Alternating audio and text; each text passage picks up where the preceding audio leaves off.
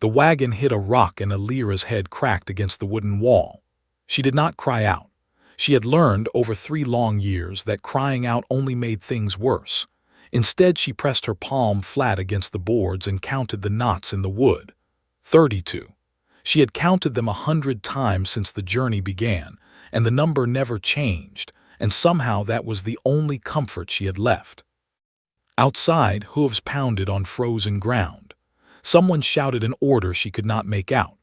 The wagon jerked forward again, faster now, and Alira gripped the small bag at her side as if it were the only solid thing left in the world. She was 17 years old, and she was being delivered like a crate of grain. Her kingdom had lost the war. She remembered the day the messengers came, their horses lathered white, their faces gray with bad news. She remembered her father standing very still in the great hall, listening to terms he could not refuse: land, grain, gold. And one more thing, added almost as an afterthought by the victors, a small line buried in a long document that nobody read out loud until it was too late to argue. A daughter of the royal house, sent north as proof of good faith. Proof of good faith. Alira had turned the phrase over so many times in her mind that it had stopped meaning anything at all. It was just a sound now, empty and cold, like the wind that howled outside the wagon. The wagon slowed, then it stopped. For a moment there was only silence and Alira's own heartbeat, loud in her ears. Then the bolt on the door scraped back and light poured in, gray and thin, and a man's face appeared in the gap. He was older, with ink stains on his fingers and a coat too fine for the cold. His eyes moved over her once quickly, the way a merchant looks over a delivery to check nothing is broken. "You are Alira," he said. It was not a question. I am Edgar Holt, steward of this house. You will follow me. Do not speak unless spoken to, and do not wander from the paths I show you. This fortress is not a place for guessing at doors." She stepped down from the wagon and her knees nearly buckled from the cold, and from 3 days of sitting cramped in the dark. She caught herself on the wagon wheel and did not let herself fall. Around her rose the walls of Vareth Fortress, black stone stacked high against a sky the color of ash. Pine trees crowded close on every side, so thick and so dark that the forest looked less like a forest and more like a wall built by nature herself, keeping the world out or keeping something in. She had heard stories about this place on the long ride north. The soldiers who escorted her did not talk much, but at night, around the fire when they thought she was asleep, they whispered. They said the Duke of Vareth had once been the fiercest commander in the Northern Army. They said he had won battles that should not have been winnable. They said something happened to him during the final campaign, something nobody would name clearly, and that he had not left his chambers since the war ended. They said the fortress was quiet now, too quiet. Alira followed Edgar Holt through an archway carved with old symbols, worn smooth by centuries of hands and weather. Inside, the air was warmer but no less heavy. Servants moved along the corridors with their heads down, their footsteps careful, as if loud noise itself might be a mistake. "You will have a room in the east wing," Edgar said, not slowing his pace. "Meals are brought to you. You do not need to work, but you will not sit idle either. There are duties suited to your position." "My position," Alira repeated. He stopped, finally, and turned to look at her directly. There was no cruelty in his face. That was almost worse. There was only the flat patience of a man reciting rules he had recited many times before. "You are here because a treaty required it," he said. "The specifics of your comfort are not my concern, and they are not the Duke's concern either. He does not receive visitors. He does not receive anyone." "Then why bring me here at all?" Edgar's mouth twitched, not quite a smile. "Because a paper somewhere says a member of your family must reside within these walls until the crown is satisfied that peace will hold. You are the paper come to life, my lady. Nothing more is expected of you than that you remain." He turned and walked on, and Alira had no choice but to follow, her bag clutched to her chest, her breath fogging in front of her face. They climbed a narrow stone stairway, then another, until they reached a heavy door at the end of a long corridor lit by a single row of candles. Edgar pushed it open to reveal a small room, plain but clean, with a bed, a chair, a narrow window that looked out over the black pines. "This is yours," he said. "Someone will bring food this evening. I would advise you to rest. The journey was long and Vareth does not forgive exhaustion easily." He left without waiting for a reply, his footsteps fading down the stairs. Elira stood alone in the small room for a long moment, listening to the wind press against the window, feeling the silence of the fortress settle over her like a second, heavier coat. She had been many things in her short life. A princess once in a kingdom that no longer had the strength to call itself one. A hostage now in a war she had never fought. But standing in that cold little room, staring at a window that showed nothing but trees and shadow, she felt something new settle into her chest.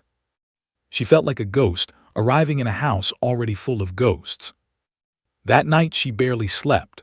She lay on the narrow bed, listening to sounds she could not place, a creak here, a distant murmur there, footsteps that never seemed to belong to a full person, only a half-formed presence moving somewhere far above her.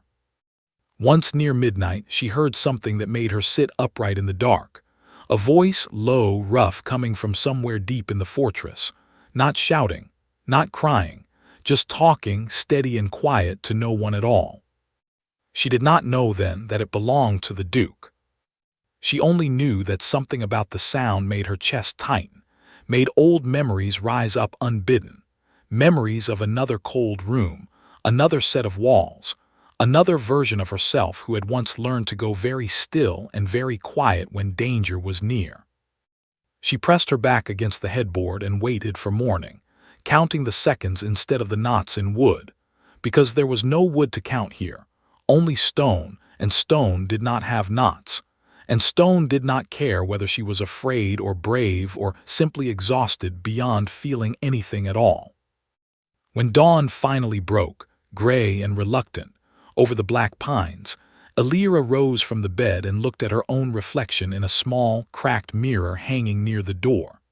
She saw a girl who had traveled 3 days without rest, whose eyes had gone hollow with worry, whose hands still trembled faintly from the cold. She straightened her shoulders anyway. Whatever this fortress was, whatever silence lived inside its walls, whatever secret kept a fierce commander locked away from the world, she was not going to arrive as nothing but a piece of paper come to life. She had survived worse than silence. A soft knock came at the door. A young woman entered, carrying a tray of bread and warm milk, her eyes darting nervously toward Elira before dropping to the floor. "Good morning, my lady," the woman said quietly. "I am Grace. I was told to bring your meals and show you the house if you wish it." "Thank you, Grace," Elira said, and meant it, because in a place this cold, even one kind voice felt like sunlight. "There is one thing," Grace added, hesitating at the door.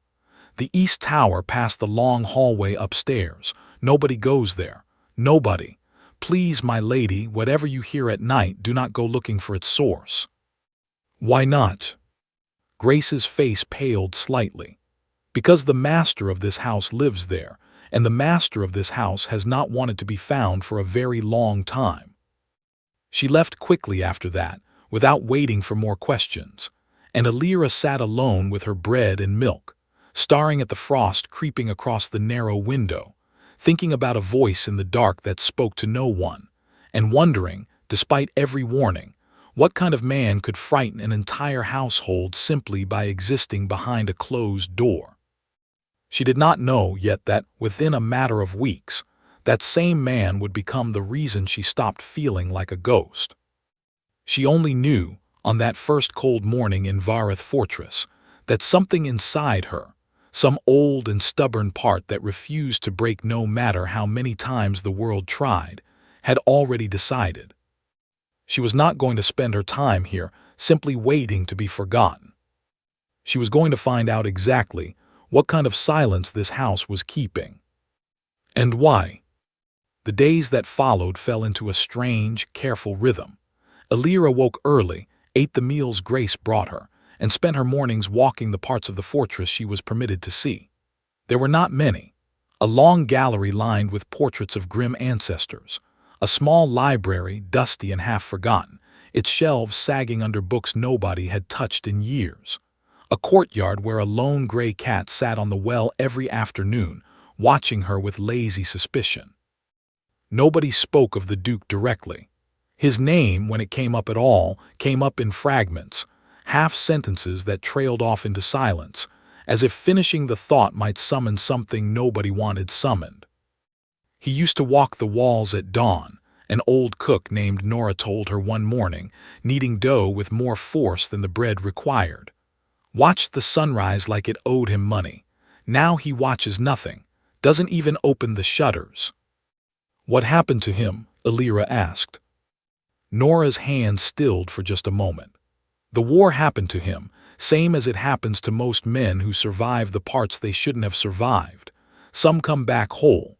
Some come back in pieces, walking around like they're not broken, and that's worse because you can't see where to help.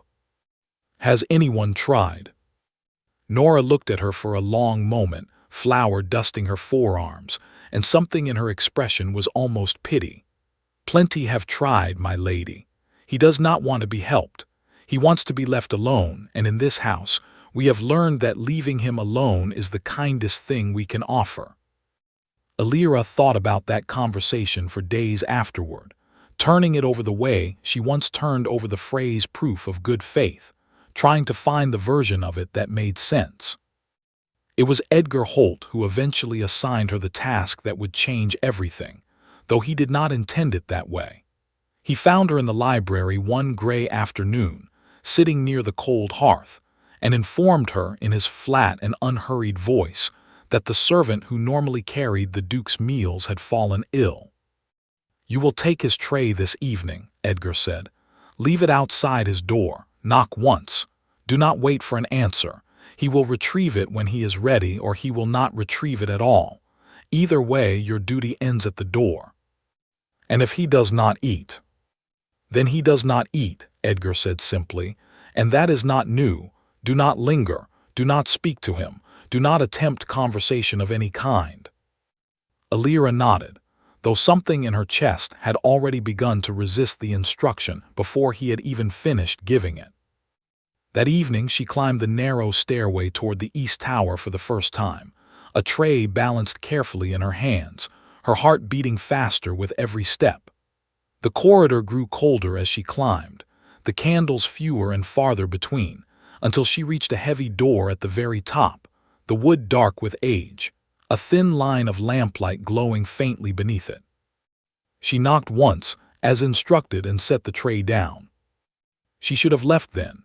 Instead, she found herself standing there, staring at the door, listening to the silence on the other side, a silence that felt different from the silence downstairs, heavier somehow, more deliberate, like a held breath. She left without saying anything. The following morning, Grace collected the tray from outside the door, and it was untouched, the bread gone hard, the tea gone cold. It happened again the second night, and the third. By the fourth evening, Alira found herself standing outside that heavy door with the tray in her hands, and instead of leaving immediately, she sat down on the cold stone floor beside it, her back against the wall, her knees pulled up to her chest. She had brought a bundle of old letters from home, ones her father had sent years ago before the war turned everything to ash, letters about crop rotations and river taxes and other things so ordinary they had once bored her to tears. Now they felt like the last solid pieces of a life she used to have. She began to read them aloud, quietly, to the empty corridor. She did not expect anything to happen. She only wanted, for a few minutes, to hear a human voice, even if it was her own, in a house that had swallowed every other sound whole. She read 3 letters before she noticed the door had opened, just slightly, no more than the width of a hand. a thin blade of golden lamplight spilling out into the dark corridor. She kept reading, pretending not to notice, her voice steady even as her heart pounded so hard she was certain it could be heard through stone.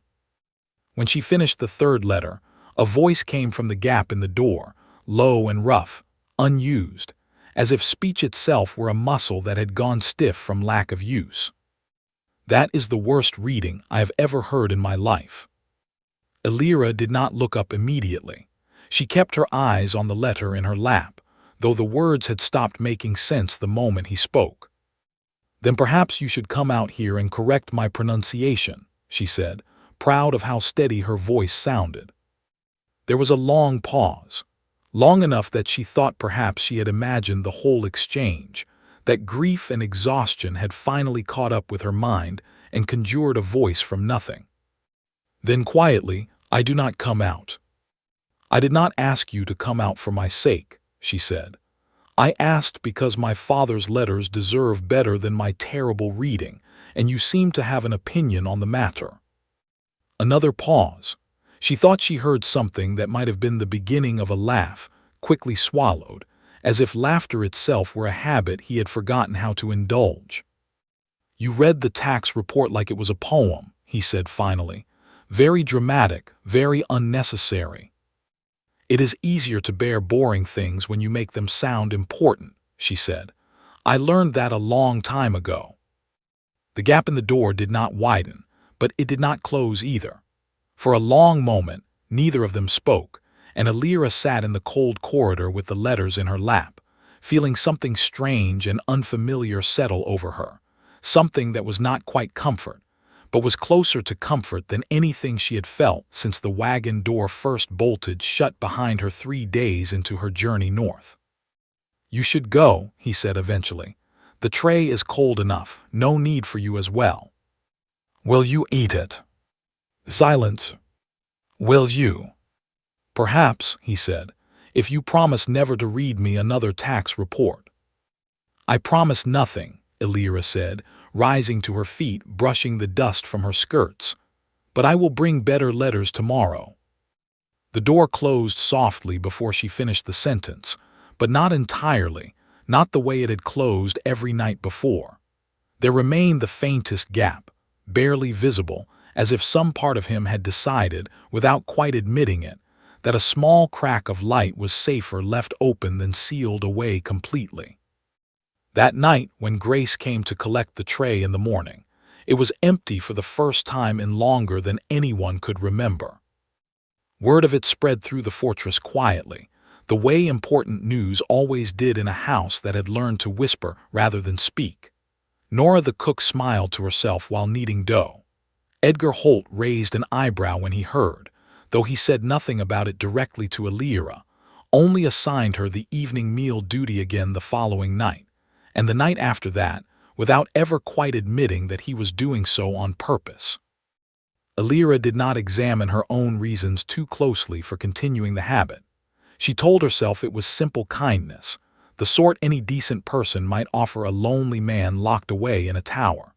She told herself it had nothing to do with the strange lightness she felt each evening as she climbed those cold stairs, letters bundled under her arm, heart beating a little too fast for a task that was supposed to be so simple. She brought different letters each night, some from her father, some old stories she remembered from childhood, once even a poem she made up entirely on the spot when she ran out of material, badly rhymed and clearly improvised, which earned her the first full laugh she had heard from behind that door, a short, rusty sound, like a hinge finally giving way after years of disuse. The gap in the door widened slowly over the following weeks, first the width of a hand, then a foot, then wide enough that she could see the edge of a chair, a small table, a single candle burning low. She still had not seen his face. She found herself wondering about it more than she wanted to admit, lying awake at night in her small room in the East Wing, listening to the wind press against her narrow window, imagining what kind of face belonged to a voice that could sound so sharp and so gentle within the same short sentence. She told herself it did not matter. She told herself She was only being kind to a lonely, wounded man, the way anyone with a decent heart might be kind to someone trapped behind a door of their own making. But some nights, when the wind grew loud and the fortress grew colder, she caught herself hoping the gap in the door might widen just a little further, that the shadow inside might finally step forward into the light, and that when it did, she would not be afraid of whatever she found there. She did not yet understand that the fear, when it eventually came, would not belong to him at all. It would belong to her, rising up from a place she had buried so deep she had almost convinced herself it no longer existed. Winter tightened its grip on Vareth Fortress, and with it came a strange kind of thaw inside its walls, one that had nothing to do with weather. Elira noticed it first in small things, Grace humming while she carried linens, Nora setting aside a second portion of bread each morning without being asked, Edgar Holt, who rarely showed anything at all on his face, allowing himself something close to a smile whenever he passed her in the corridor. The household had noticed what she had noticed. The man in the East Tower was, slowly, becoming something other than a rumor whispered behind closed doors. One evening, nearly 2 months after her arrival, Elira climbed the tower stairs carrying not a tray, but a small lantern, because a sudden gust of wind had blown out half the candles along the corridor and left the stairway in near total darkness. She moved carefully, one hand trailing along the cold stone wall, counting the steps out of habit rather than necessity. She did not see the shape in the darkness until she had already collided with it. She struck something solid and warm, hard enough to knock the lantern from her hand, and it clattered to the floor, its flame guttering but not dying, casting wild shadows up the walls. For one confused second, her mind insisted she had simply walked into a wall, an ordinary stretch of stone she had somehow misjudged in the dark. Then the wall made a small sound of surprise. Walls did not make sounds. She stood very still, her breath caught somewhere between her ribs, waiting for her eyes to adjust, waiting for the shape in front of her to resolve into something her mind could accept. The wall was warm. That was the second thing she noticed after the sound. Walls were not warm. Then it moved, shifting its weight, and a hand came up, not to strike her, but simply to steady her, closing gently around her elbow as she swayed off balance from the collision. "You should carry a stronger light," said a voice she knew immediately, low and a little breathless, close enough now that she could feel warmth radiating from him in the cold stairwell. "You should not stand in the middle of dark stairways," she answered, her heart hammering so loudly she was certain he could hear it. He laughed quietly, that same rusted sound she had learned to listen for each evening, except now it was not muffled by a door. Now it was right there, inches away, close enough to feel against her skin. She bent to retrieve the lantern, and when she straightened, she found herself close enough to see him properly for the first time. He was not what she expected. She had built an image of him in her mind over weeks of listening to his voice through a cracked door, imagining some broken, monstrous figure the household feared to look upon. What she saw instead was a man perhaps 10 years older than herself, tall, with dark hair that had gone unattended for too long, and eyes that carried the particular exhaustion of someone who had once burned very brightly and had simply run out of fuel. He was, in the specific way that made certain girls do foolish things without meaning to, quite striking, and she hated how quickly that thought crossed her mind at a moment that should have belonged entirely to caution. "You are starring," he said, and there was no anger in it, only a faint, dry amusement. "You are the one who has been hiding behind a door for 2 months," she said. "Forgive me if I take a moment to see what all the mystery was about." Something flickered across his face, quick and complicated, gone before she could name it. "And what is your verdict?"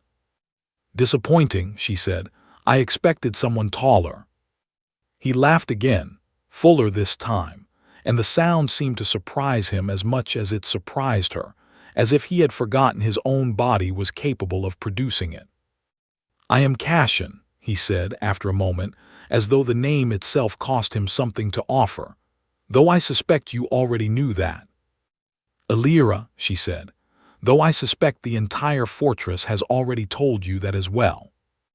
"They have," he admitted, "though none of them mentioned you read poetry like it personally offended you." It was a tax report. It was tragic, he said, in every sense of the word.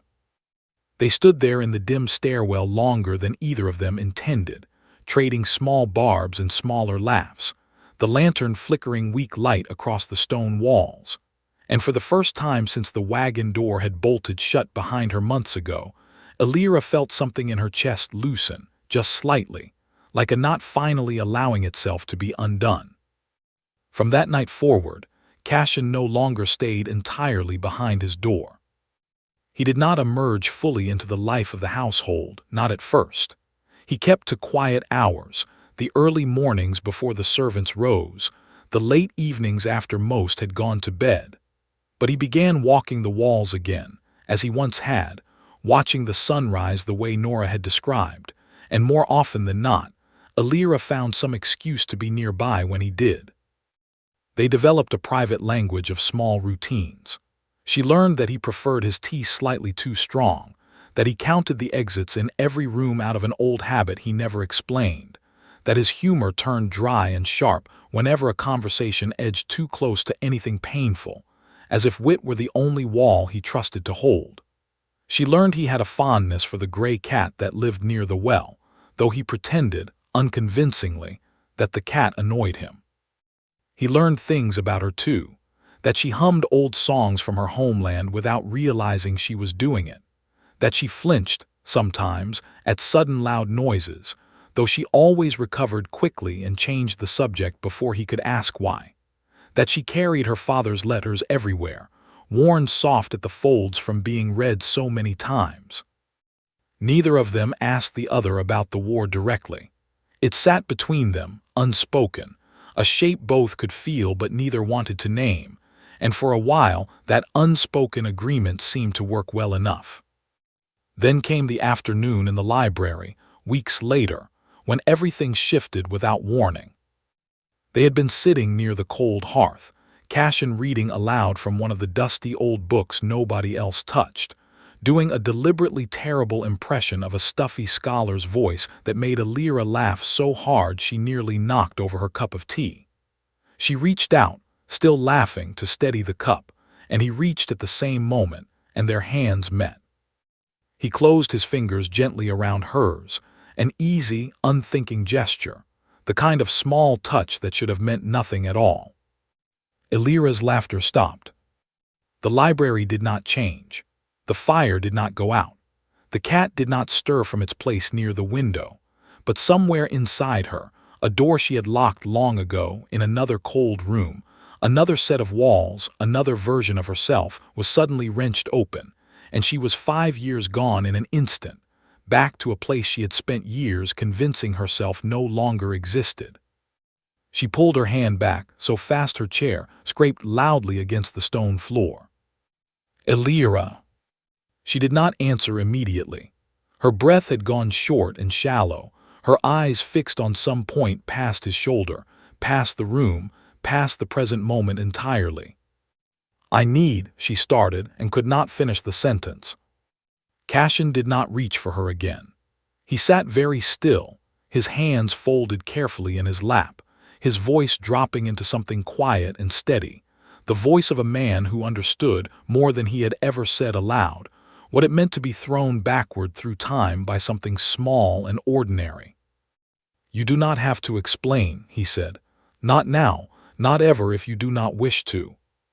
Something hot and familiar rushed up through Elira's chest, replacing the fear so suddenly it nearly startled her. Anger. Sweet, steadying anger. An old and well-worn coat she knew exactly how to wear, far easier to bear than the alternative. "I am fine," she said, sharper than she intended. "You are not," he said gently, "but I will not push you to say so."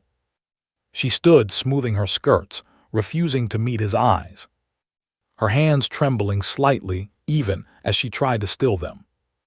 "I should return to my room." Elira. She stopped at the door, her back to him, unwilling to let him see whatever remained on her face. "Whatever happened to you," he said quietly, "I am not it. I will never be it. But I will not pretend I did not see what just happened, and I will not pretend I do not understand it better than you might think." She did not answer. She left the library without another word, her footsteps quick along the cold corridor, her mind racing through memories she had spent years trying to bury under crop reports and old letters and the ordinary business of survival. That night, she did not bring letters to the tower. She sat alone in her small room in the east wing, staring at the frost gathering on her narrow window, and for the first time since arriving at Vareth Fortress, she allowed herself to cry, quietly, without an audience, the anger finally giving way to something rawer underneath. She did not tell him what had happened to her, not that night and not for a long while after, but something had shifted between them regardless, an understanding that did not require words to exist. He never asked again. He never pushed. And somehow, that restraint told her more about the kind of man he truly was than any explanation could have. Days passed before she returned to the tower stairs. When she finally did, tray in hand, letters tucked under her arm as always, she found him waiting at the top, not hiding behind the door at all, but standing openly in the frame, watching her climb toward him with an expression that held no demand in it whatsoever, only patience. "I brought terrible poetry," she said, her voice a little unsteady. "Good," he said. "I have missed being tragically offended." She laughed, and it came out watery and imperfect, but it came out honestly, and for now that honesty was enough for both of them. Neither spoke again of what had happened in the library. The rupture stayed open, unhealed, unresolved, sitting quietly between them like a stone neither was ready to lift. But the silence around it had changed. It was no longer the silence of secrets kept out of fear. It had become, instead, the silence of two people learning, slowly and carefully, how much space a person could be given to heal without ever being asked to explain why they needed healing in the first place. Neither of them yet knew how little time that careful healing would be allowed. The messenger arrived on a morning so cold that the well in the courtyard had frozen solid overnight, and the gray cat refused to leave the kitchen hearth. Elira noticed the commotion before she understood its cause, servants moving faster than usual through the corridors, voices dropping into the particular hush that meant something important, and probably unwelcome, had entered the house.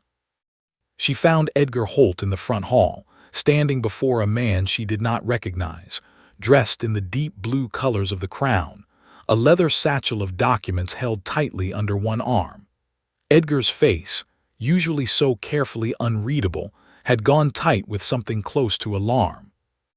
"My lady," he said when he saw her, his voice lower than usual, "this does not concern you." "Everything in this house concerns me," Elira said. "I was delivered here as its proof, remember.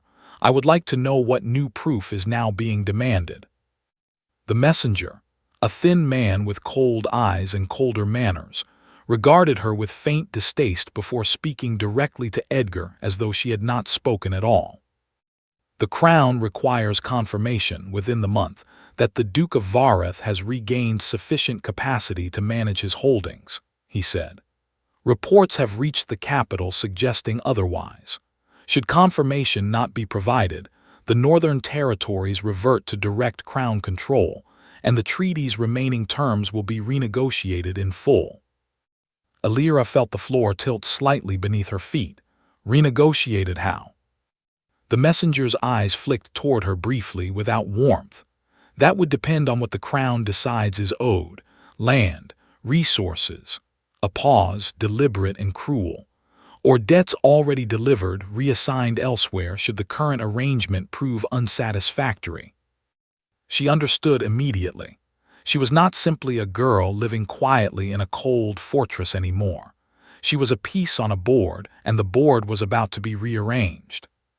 "You cannot simply move a person like cargo," she said, sharper than she intended. We did once, the messenger said flatly, and we can again. He turned back to Edgar. 1 month, proof of capacity or the terms change. I trust that is clear enough.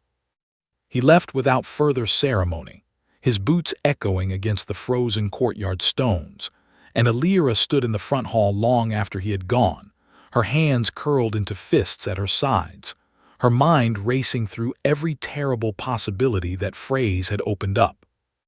Debts already delivered, reassigned elsewhere. She found Edgar watching her carefully. You should not concern yourself with the politics of treaties, my lady. I am the politics of this treaty, she said. I have every right to be concerned. He did not argue the point further, which told her more than any answer could have. She climbed the tower stairs that evening with a heavier heart than usual, uncertain how to speak the news aloud, uncertain whether speaking it would help Cassian or simply hand him one more weight to carry when he had only just begun setting down the others. She found him in the small room at the top of the tower, standing at the window for once instead of sitting in shadow, watching the black pines sway under a rising wind. You look troubled, he said without turning. There was a messenger. He turned then, and something in his face told her he had already guessed the shape of what she was about to say, even before she said it. They want proof, she said quietly, that you have recovered, within a month or the treaty changes, and I do not know exactly what that means, only that it did not sound kind. Cassian was quiet for a long moment, his jaw tight, his eyes returning briefly to the window, to the trees bending under the wind outside. They have wanted that proof for a year, he said finally. I simply refuse to perform it for them. This is not about performance anymore, Alira said. This is about what happens to this house, to these people, too. She stopped herself before the sentence could finish itself in a direction she was not yet ready to admit aloud. To you, he said quietly, finishing it for her anyway. She did not deny it. He crossed the room slowly and stood before her, closer than he usually allowed himself to stand, and for once he did not hide behind humor or distance. I could leave, Alira said suddenly. The eastern road is still open. If I am gone, perhaps the treaty becomes their problem instead of yours. Perhaps they leave you be. They will not leave me be, Cassian said, and I do not want you to leave. I was not asking for your permission, she said, though her voice had gone softer than she intended. I was offering you a way out. There is no way out that does not involve standing, eventually, in front of people who have spent a year deciding what I am worth, he said. I have hidden from that long enough. Perhaps it is time I stopped. And if you cannot, if standing before them undoes whatever ground you have gained here, quietly, without an audience. He was silent for a moment, considering the question honestly rather than brushing it aside with wit, which told her how seriously he had already begun turning it over in his own mind. Then I will fall in front of them instead of falling alone in this tower, he said. But I would rather not fall at all if I have a reason not to. She understood what he was asking without him needing to spell it out entirely, and the understanding frightened her more than the messenger's threats had. I am not a reason, she said quietly. I am a treaty. That is all I have ever been to anyone in a position to decide such things. You were never simply a treaty to me, he said. Not since the first night you sat outside my door reading tax reports like tragic poetry. Something in her chest ached at that, a complicated mixture of warmth and old fear she did not know how to separate from each other. I am afraid, she admitted, the words coming out smaller than she meant them to, that if I let myself be more than a treaty to you, and this all falls apart anyway, I will not survive losing another version of home. Cassian did not reach for her hand, not this time. He seemed to understand without being told that some fears needed space rather than touch. I am not asking you to be certain, he said. I am only asking whether you would let me try to be the kind of wall that catches. rather than one that simply stands there being climbed over by other people's decisions. She thought of the stairwell, months ago, colliding with him in the dark, mistaking him for solid stone before discovering warmth underneath. The memory settled strangely alongside his words now, as if the two moments had always been quietly pointing toward each other. She did not answer that night. She left the tower with more questions than she had arrived with, and she carried them back to her small room in the east wing, where she sat awake long after the candles burned low, staring at the frost gathering once more on her narrow window, turning his question over and over without finding an easy shape for her answer. The days that followed moved with a strange, taut urgency.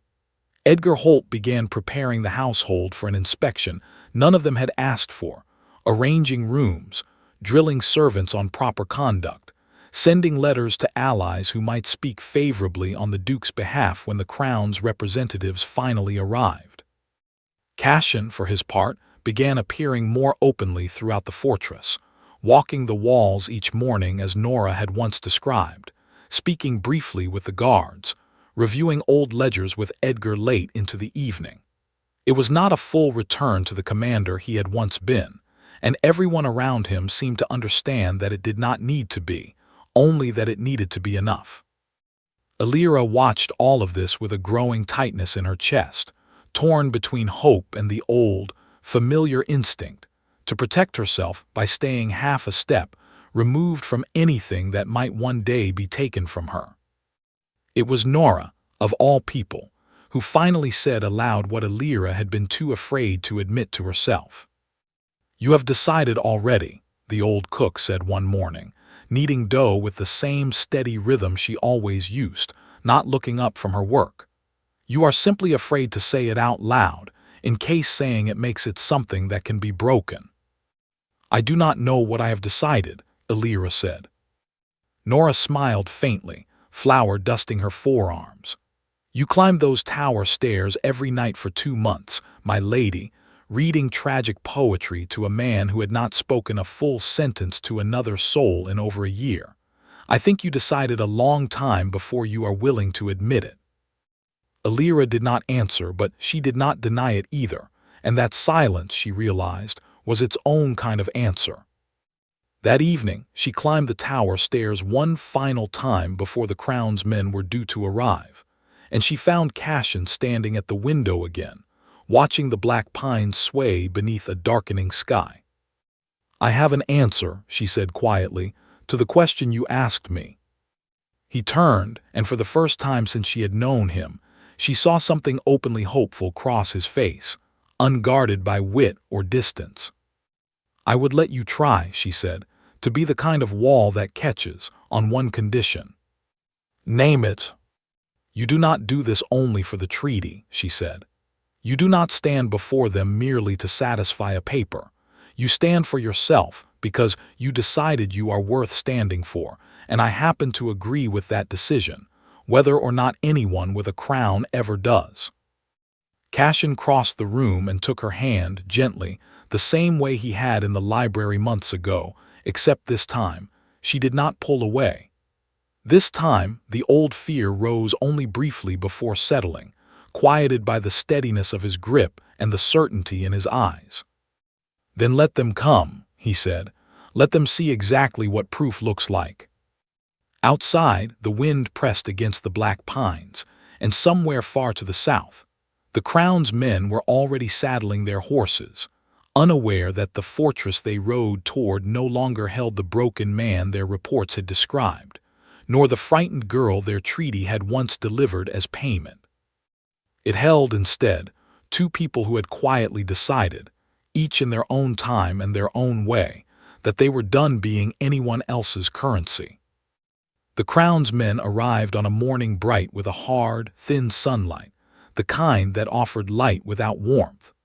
Alira watched from an upper window as their horses crossed the frozen courtyard, banners snapping stiffly in the wind, and she felt her stomach tighten with a fear she refused to let show on her face.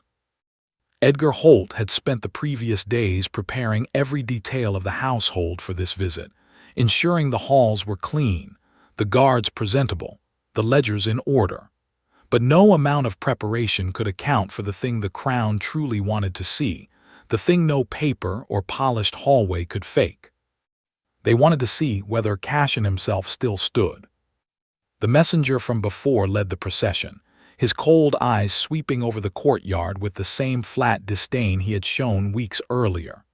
Behind him rode two officials in deep blue coats, their expressions carefully neutral, and behind them, a small company of soldiers whose presence made the purpose of the visit clear enough without a single word being spoken.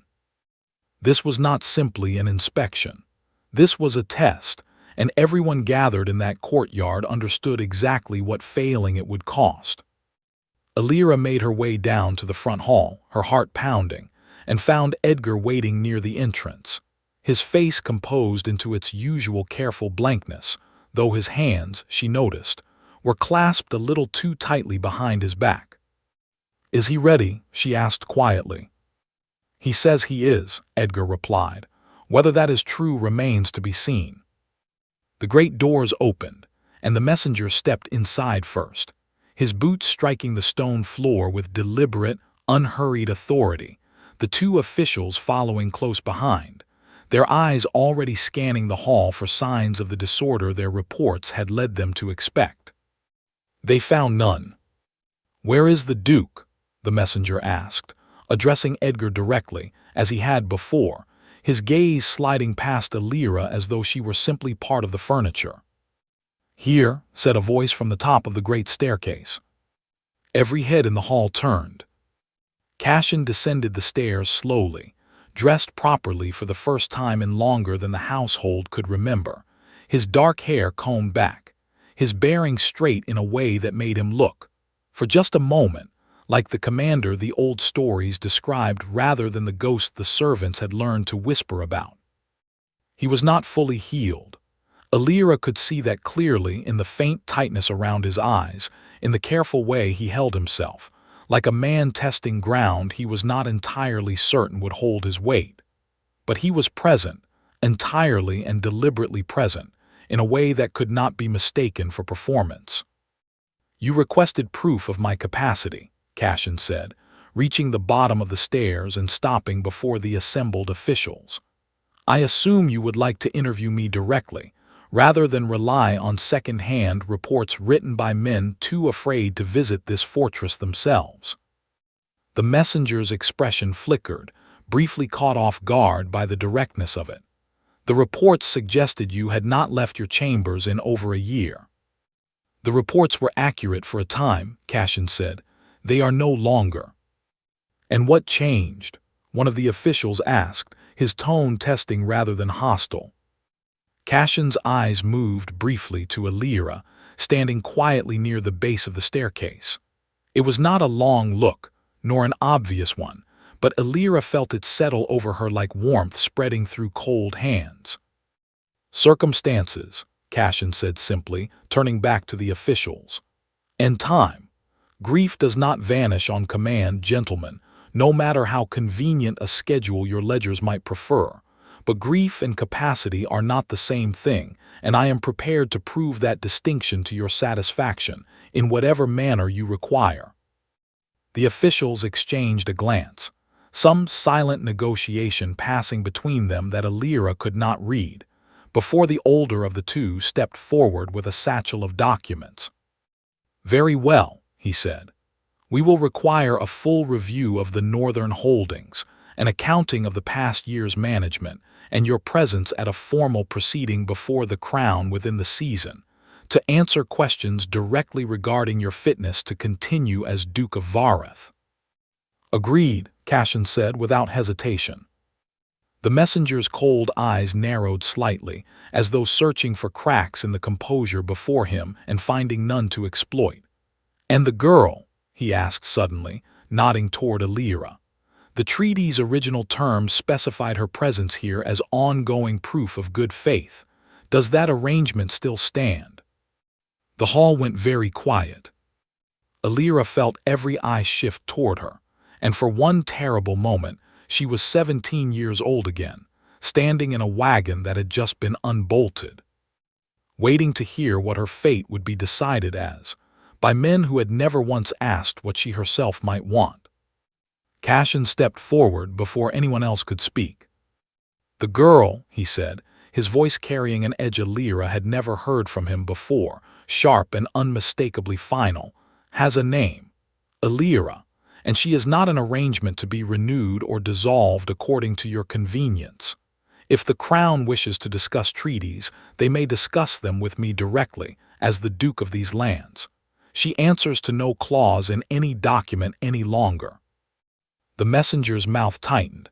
The original terms were quite clear. "The original terms," Cashin said, "were written by men negotiating over a war they had already won, treating a person as though she were a shipment of grain. I will not honor a clause that reduces a woman to currency, whether or not it once seemed convenient to your predecessors. If the Crown requires further proof of good faith from this house, they will find it in my management of these lands, not in the continued confinement of someone who never should have been treated as payment in the first place." The hall fell into a heavy silence.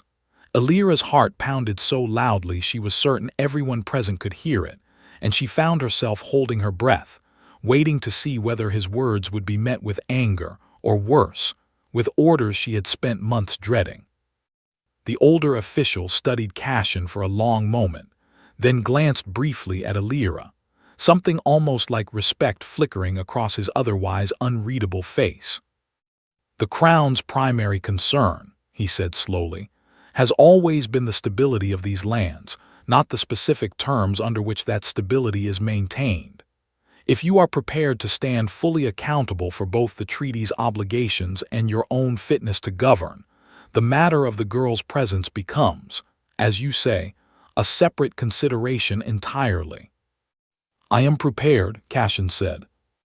The messenger looked as though he wished to argue further, but the older official's decision had already settled the matter, and after a final exchange of documents and formalities, the Crown's men departed as they had arrived, their horses crossing the frozen courtyard beneath a sky that had, by then, begun to clear. Alira stood in the front hall long after the great doors closed behind them, her hands still trembling slightly from the tension of the encounter, and found Cashin watching her, his earlier composure finally cracking into something softer, something almost uncertain. "You did not have to say all of that," she said quietly. "I did," he said. "I have spent a year letting other people decide what I was worth, hidden behind a door, refusing to argue for myself because arguing felt harder than simply disappearing. I was not going to make the same mistake regarding you." She crossed the small distance between them, and this time when he reached for her hand, there was no old fear rising up to meet the touch, no 5 years collapsing suddenly into the present moment. There was only the quiet, steady warmth of a hand that had chosen, deliberately and without hesitation, to hold hers rather than let her go. "I was never simply payment to you," she said softly, echoing words he had once offered her in the tower. "Was I?" "No," he said. "You were the reason I remembered how to open a door again." Outside, the wind had finally settled, and the black pines stood still and quiet under a clearing sky, no longer the wall that kept the world out, but simply a forest, ordinary and unremarkable, surrounding a fortress that had, at last, stopped feeling like a place where people disappeared. Grace hummed softly somewhere down the corridor. Nora's bread rose warm in the kitchen. The gray cat stretched lazily near the well, unbothered by treaties or crowns or any of the quiet battles fought that morning in the great hall. And in the front hall of Vareth Fortress, a girl once delivered as payment for a war she never fought stood hand in hand with a man once thought lost to that same war, both of them finally choosing, in plain daylight, in front of anyone who cared to see, to belong to something other than the debts other people had decided they owed. Neither of them needed the Crown's approval for that. They had already given it to each other.